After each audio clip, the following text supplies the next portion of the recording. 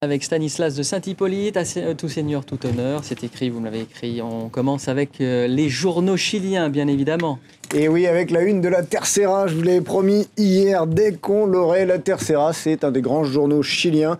Avec leur une, sauvetage historique après un séjour difficile dans la mine de San José. Avec un dossier spécial, vous vous en doutez, sur cette affaire de la mine. Alors ce n'est pas de la page 2 à 4, ce n'est pas de la page 2 à 10, non, c'est marqué en bas, c'est de la page 2 à 40 carrément. C'est l'édition especial. Je ne sais pas si on prononce très bien comme ça. En espagnol, c'est ça se fait ça. Je crois que les Chiliens font un peu moins le S, édition spéciale.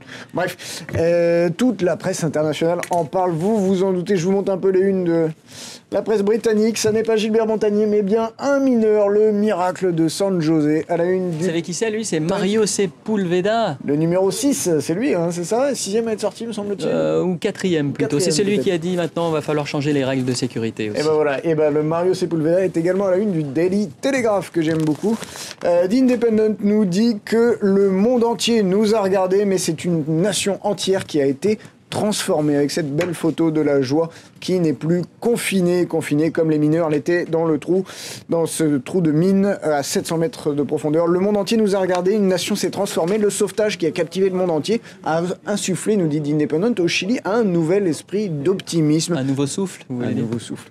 Des fêtes spontanées ont surgi un peu partout dans le pays. Alors le Financial Times nous en parle aussi, en faisant un compte-rendu, un petit portrait de chacun des mineurs, et il s'arrête sur Luis Urzúa, le dernier qui est sorti de la mine comme un capitaine sur son bateau en train de couler.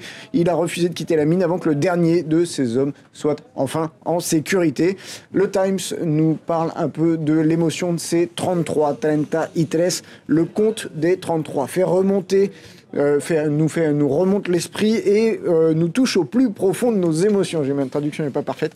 Cette question, en fait, derrière cette affaire de la mine, il y a cette question éternelle. Et nous, qu'aurait-on fait à leur place? Est-ce qu'on aurait survécu avec une cuillère de thon par jour pendant quelques temps, etc., etc., etc. Beaucoup d'émotions dans toute la presse internationale sur cette affaire. Et puis la Chine, tiens, autre pays de mine, a suivi de près cette aventure chilienne. Oui, c'est à la une du China Daily, le sauvetage miraculeux au Chili. China Daily, qui est un journal proche du pouvoir, on s'en doute, ils ont été très émus. Version un petit peu différente dans le South China Morning Post, qui est un journal de Hong Kong, et c'est le seul journal quotidien d'opposition. La Chine connaît bien ces problèmes de désastres dans les mines, de catastrophes minières, et effectivement, le South China Morning Post nous rappelle que 8 morts sur 10 dans une mine, 8 morts sur 10 arrivent en Chine. Et puis tout n'est pas forcément rose pour les mineurs qui sont sortis du trou. Quelle très belle question. C'est un papier qui est dans le... C'est votre formule. Hein. Une belle formule.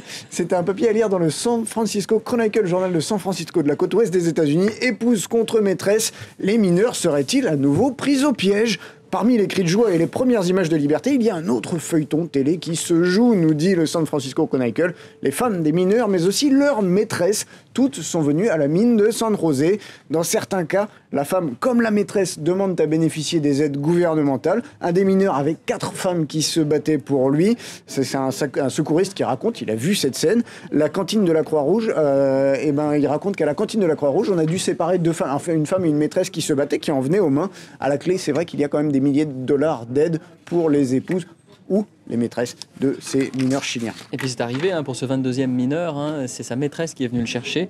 L'épouse furieuse est restée un petit peu dehors. Je crois que c'est d'ailleurs cette scène un petit peu de crépage de chignon que vous avez décrite. Autre actualité qui fait la une, Mahmoud Ahmadinejad en visite au Liban. Ça fait beaucoup de bruit bien sûr dans la presse régionale. Oui, c'est à la une de L'Orient le Jour bien sûr, de Baabda à la banlieue sud, le double discours d'Ahmadinejad.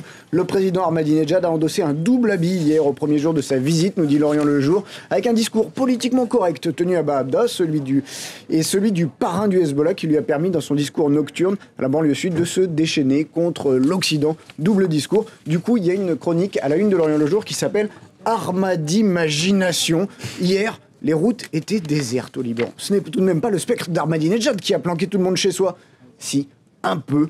Quand une communauté se sent affaiblie face à l'autre et les événements fâcheux arrivent très vite, en l'occurrence, l'ombre de la République des Mollahs sur la terre libanaise avait tout pour agacer, sinon inquiéter les détracteurs locaux du régime iranien.